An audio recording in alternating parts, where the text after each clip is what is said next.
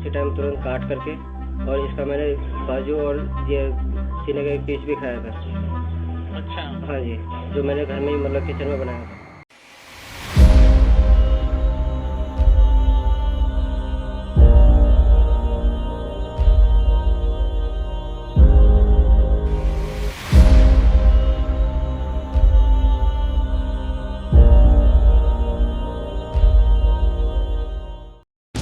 ఇండియాలో చాలా missing and murder cases చూసే ఉంటాం. వాటిల్లో కొన్ని దేశాన్ని భయపెట్టేలా ఉంటాయి. అట్లాంటిదే ఈ నిఠారీ కిల్లర్ కేస్. ఈ సీరియల్ కిల్లర్ కేస్ దేశవ్యాప్తంగా సంచలనం సృష్టించింది. ఈ కేసు ప్రభావం ఎలా ఉండే అంటే మన భారతదేశ న్యాయ వ్యవస్థను, చట్టాల అమలును ప్రశ్నించేలా చేసింది. 2005లో నిఠారీ పోలీస్ స్టేషన్ కి కంటిన్యూస్ గా మిస్సింగ్ కేసెస్ వస్తూనే ఉండే. కానీ పోలీసులు అసలు సీరియస్ గా తీసుకోలే వాళ్ళ కంప్లైంట్స్ ని. మిస్సింగ్ కేసెస్ లో ఎక్కువ శాతం అమ్మాయిలు ఉండడం వల్ల పోలీసులు ఎక్కడికైనా పోయి ఉంటదిలే వస్తదిలే అని చెప్పేసి వాళ్ళని రిటర్న్ పంపించేవారు అందరినీ. పాపం అసలు కేసే ఎప్పుడు ఫైల్ చేయలేదు వాళ్ళది. కానీ ఒక రోజు సెక్టర్ 31 దగ్గరలోని గ్రౌండ్స్ లో పిల్లలు క్రికెట్ ఆడుతున్నారు. క్రికెట్ ఆడేప్పుడు బాల్ వచ్చి గ్రౌండ్ కి దగ్గరలో ఉన్న ఒక నాలలో పడతా అన్నట్టు. బాల్ ని తీద్దామని వచ్చిన పిల్లలు ఒక బ్లాక్ బ్యాగ్ ని గమనించారు. దాంట్లో ఒక చెయ్యి ముక్క కనిపించింది. దాన్ని చూసిన వెంటనే వాళ్ళు వాళ్ళ దగ్గరలో ఉన్న అందరికి ఇంటిమేట్ చేశారు. అండ్ పోలీసులు వచ్చి ఆ కేసుని డైవర్ట్ చేశారు. ఎలా అంటే అది మనిషి చేయి కాదు, ఏదైనా జంతువు చేయి ఉండొచ్చు అని చెప్పేసి అన్నారు పోలీసులు. కానీ 29 డిసెంబర్ 2006లో బయటపడ్డ హత్యాకాండ్ మొత్తం ఢిల్లీ, నోయిడానే కాకుండా మొత్తం దేశాన్నే భయపెట్టింది. ఈ కిల్లర్ కి తగిన శిక్ష పడాలి అని చెప్పేసి మొత్తం దేశ ప్రజలందరూ నినాదాలు చేశారు. ఈ సీరియస్నెస్ ని చూసే కేసుని సిబిఐకి ట్రాన్స్ఫర్ చేశారు. ఈ సీరియల్ కిల్లర్స్ కి ఏమైంది, ఎలాంటి శిక్ష పడింది, ముందు ఈ వీడియోలో చెప్తా. కానీ అసలు ఏం జరిగింది, ఎలా ఈ కేసు వెలుగులోకి వచ్చింది, డీటెయిల్ గా మనం ఈ వీడియోలో మాట్లాడుకుందాం. Welcome to my channel friends. నా పేరు Nani. Nithari serial killer case.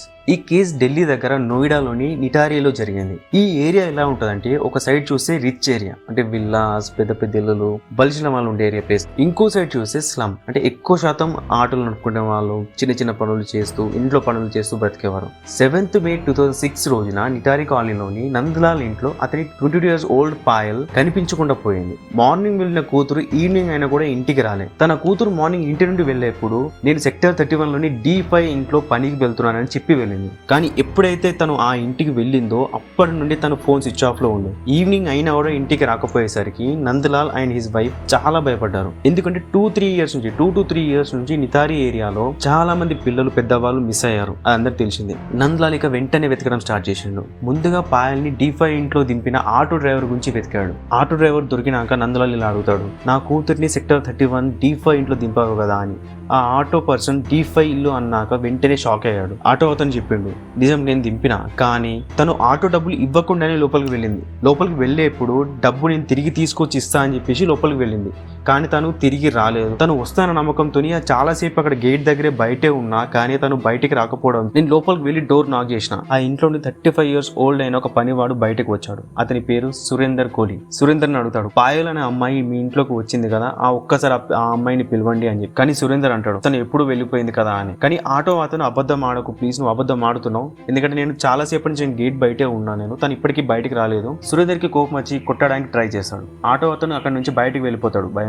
ఇది విన్న నందలాల్ కన్ఫర్మ్ చేసుకుంటాడు, నా కూతురు కూడా మిస్ అయ్యింది అని. దానికి కారణం ఈ సెక్టర్ 31లోని D5 ఇంటి వాళ్ళే అని. ఇక లేట్ చేయకుండా వెంటనే నందలాల్ పోలీస్ స్టేషన్ కి వెళ్తాడు. కానీ పోలీసు వాళ్ళు కేసుని తీసుకోలే. ఎందుకంటే నిఠారీలో 2004 నుండి ఇలాంటివి చాలా మిస్సింగ్ కేసెస్ వచ్చాయి. సో తీసుకోమన్నా నందలాల్ చాలా రిక్వెస్ట్ చేశాడు. కానీ పోలీసులు నీ కూతురు ఎవరితోనో లేచిపోయింది అని స్టేషన్ నుండి అతన్ని పంపేశారు. Next day Nandlal sector 31 D5 building కి ఒక్కడే వెళ్ళాడు. లోపలికి ఎంటర్ అయ్యాక ఇంట్లో నుండి 52 years old అయిన మనిందర్ సింగ్ పాండేర్ బయటకు వచ్చాడు.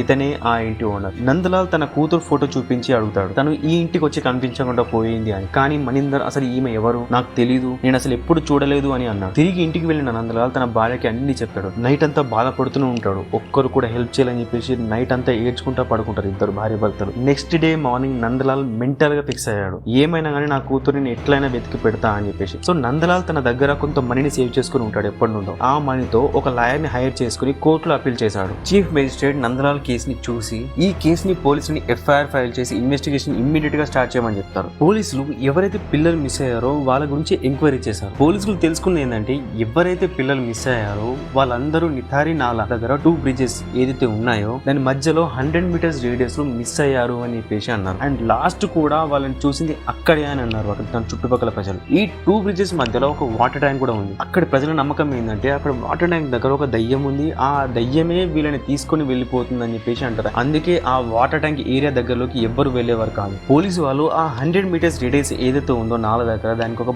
పేరు పెట్టారు, బ్లాక్ హోల్ అని. రెగ్యులర్ గా పోలీసు వాళ్ళు పాట్రోలింగ్ చేస్తూనే ఉన్నారు ఆ ఏరియాలో. అయినా కూడా పిల్లలు మిస్ అవుతూనే ఉన్నారు. అసలు ఏమైతుంది అక్కడ? నిజంగా దయ్యం ఉందా, లేక ఎవరైనా సీరియల్ కిల్లర్ ఉన్నాడా? పోలీసులకి ఏ చిన్న క్లూ కూడా దొరకడం లేదు. అండ్ పోలీసులకి ప్రెషర్ కూడా ఎక్కువైతుంది. పోలీసులు పాయల్ ఫోన్ ని ట్రాకింగ్ లో పెట్టారు అండ్ మనిందర్ ని కూడా ఇన్వెస్టిగేట్ చేశారు. పాయల్ మిస్సింగ్ రోజే నేను ఇక్కడ లేను, చండీగఢ్ లో ఉన్న మా నాన్న కర్మ జరుపుతున్నా అని చెప్పి అతని దగ్గర దానికి సంబంధించిన ప్రూఫ్ కూడా ఉండే. అది కూడా పోలీసులకు చూపించాడు. పోలీసుల ఇన్వెస్టిగేషన్ మళ్ళీ డెడ్ ఎండ్ కి వచ్చింది. అలా కొన్ని నెలలు గడిచిపోయాయి. నందలాల్ అండ్ హిస్ వైఫ్ అదే బాధలు ఉండిపోయారు. అండ్ నిటారి ఏరియాలో ఇంకా పిల్లలు మాయమైతూనే ఉన్నారు. కానీ ఒక రోజు 26 డిసెంబర్ 2006 సడన్ గా పాయల్ ఫోన్ స్విచ్ ఆన్ అయ్యింది అండ్ అది పోలీస్ ట్రాకింగ్ రాడార్ లో కనిపించింది. పోలీసులు వెంటనే ఆ ఫోన్ ని ట్రాక్ చేశారు. ఆ ఫోన్ ఒక ఆటో నడిపే పర్సన్ దగ్గర ఉంది. అతని అడిగితే ఈ ఫోన్ వేరే వాళ్ళ దగ్గర నుంచి కొన్నా అని చెప్పాడు. కానీ ఆ ఫోన్ లో సిమ్ ఏదైతే ఉందో అది ముందు నుంచే ఉంది అని చెప్పేసి అన్నాడు పోలీసులతో. పోలీసులు వెంటనే సిమ్ గురించి చెక్ చేశారు. ఆ సిమ్ సురేందర్ కోహ్లీ నేమ్ పైన ఉంది. ఇతనే మనిందర్ ఇంట్లో పనిచేసేవాడు. ఆయన పాయల్ మిస్ అయిన రోజు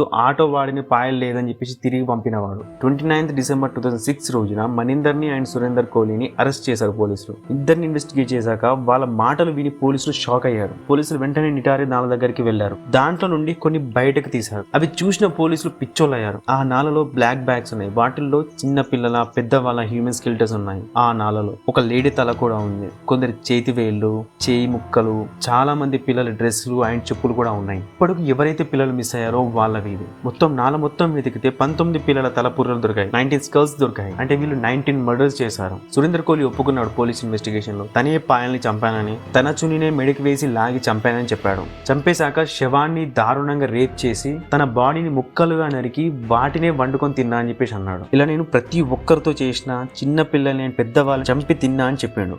మనిందర్ ని ఇన్వెస్టిగేట్ చేసేప్పుడు మనిందర్ ఏమన్నాడంటే, నేను అసలు ఇక్కడ ఇంట్లోనే ఎక్కువ శాతం ఉండా, ఆల్మోస్ట్ నేను బయటనే ఉంటా, నాకు అసలు ఈ హత్యల గురించే ఏం తెలియదు అని చెప్పాడు. కానీ సురేందర్ ఇదంతా అబద్ధం, మనిందర్ చెప్తేనే పిల్లలకి చాక్లెట్ ఆశ చూపించి అండ్ పెద్దవాళ్ళకి పని ఇస్తా అని చెప్పి ఇంట్లోకి పిలిచేవాడిని, మనిందర్కి అప్పగించాక అతను వాళ్ళని అనుభవించేవాడు, మనిందర్ పని అయ్యాక వాళ్ళని చంపి కట్ చేసి ముక్కలు ముక్కలుగా నరికి వండుకొని తినేవాడిని అని అన్నాడు.